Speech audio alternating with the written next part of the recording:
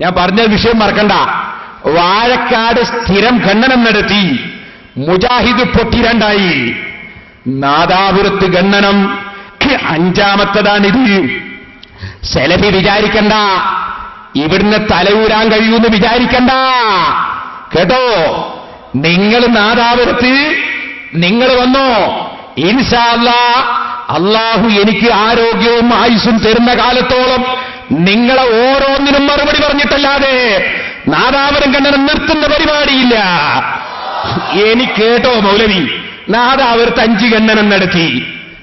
സുന്നികൾ ഒന്നായിട്ട് വേദി പങ്കിടാൻ തുടങ്ങി. വാഴക്കാട്ട് സ്ഥിരം ഖണ്ഡനം നടത്തി, മുജാഹിദ് പൊട്ടി. നാദാപുരത്ത് സ്ഥിരം ഖണ്ഡനം തുടങ്ങി. സുന്നി സംഘടനകളിലുള്ള പണ്ഡിതന്മാരും നേതാക്കളും ഒന്നിച്ചിരിക്കാൻ തുടങ്ങി. ഫലമാ പറയുന്നത്, നാദാപുരം ഖണ്ഡനത്തിന്റെ ഫലമാ പറയുന്നത്. വെളുതെ പറയാണോ? കേട്ടോ, ബഹുമാനപ്പെട്ട മുനവ്വർ അലി ശിഹാബ് തങ്ങൾ, ബഹുമാനപ്പെട്ട സയ്യിദ് മുഹമ്മദ് അലി ശിഹാബ് തങ്ങളുടെ മകനാണ്. ഞാനും മുനവ്വർ അലി ശിഹാബ് തങ്ങളും ഒന്നായിട്ട് കരിയാട് പുളിയനമ്പറത്തിൽ മദ്രസ ഉദ്ഘാടനത്തിന് പങ്കെടുത്ത് ഞങ്ങൾ വളരെ സ്നേഹത്തോടെ ആദരവോടെ അങ്ങോട്ടും ഇങ്ങോട്ടും ടെലിഫോൺ നമ്പർ ഇന്നും തങ്ങളുടെ കയ്യിലും ഉണ്ട്, എന്റെ കയ്യിലും എന്റെ ഫോണിലും ഉണ്ട്. സന്തോഷത്തോടെ പിരിഞ്ഞു. പിറ്റെന്നും തങ്ങൾ എന്നെ വിളിച്ചിട്ടുണ്ട്, ഞാൻ സംസാരിച്ചിട്ടുണ്ട്. എനിക്കേട്ടോ മൗലവിമാർക്ക് നിങ്ങളെ ദുഃഖവാർത്തയാ പറയാൻ പോകുന്നത്. ശരിക്കും കേട്ടോ.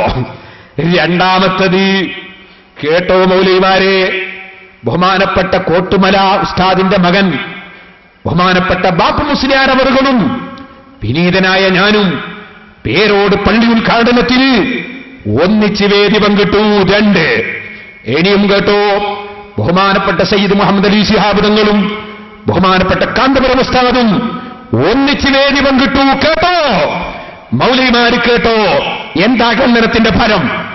ഇനിയും കേട്ടോ, തീർന്നോ?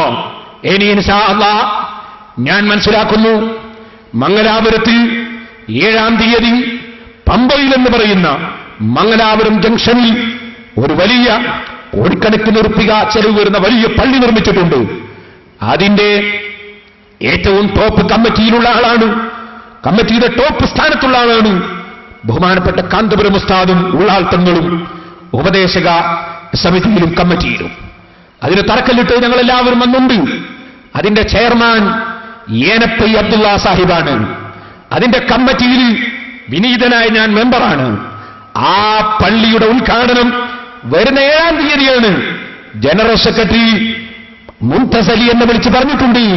ബഹുമാനപ്പെട്ട സയ്യിദ് മുഹമ്മദ് അലി ശിഹാബ് തങ്ങളെയും ഞങ്ങൾ ക്ഷണിക്കുന്നുണ്ട്. ഞാൻ പറഞ്ഞു വളരെ നന്നായിട്ടുണ്ട്.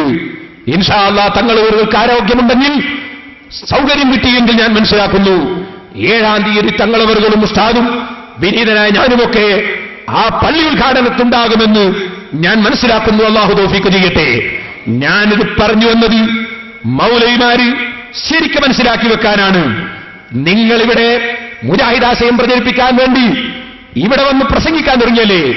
കക്കമ്പള്ളിയിൽ സമസ്താനയുടെ പണ്ഡിതന്മാരും സമസ്തയുടെ പണ്ഡിതന്മാരും ഒന്നിച്ച് അവിടെ നിങ്ങൾക്കെതിരെ പ്രസംഗം നടത്തി. അങ്ങനെ വാഴക്കാട് ഖണ്ഡനം ഞാൻ തുടരെ നടത്തി. മുജാഹിദ് പൊട്ടി 2-ആയെങ്കിൽ നാദാപുരം ഖണ്ഡനം ഞാൻ 5-ാമത്തേതായിട്ടേ ഉള്ളൂ. സുന്നി പണ്ഡിതന്മാരോട് വേദിയിൽ ഇരിക്കാനുള്ള അവസരം തന്നു. നിങ്ങൾ ഓർക്കണം, ഖണ്ഡനം തുടരട്ടെ, ഖണ്ഡന പ്രസംഗം തുടരട്ടെ.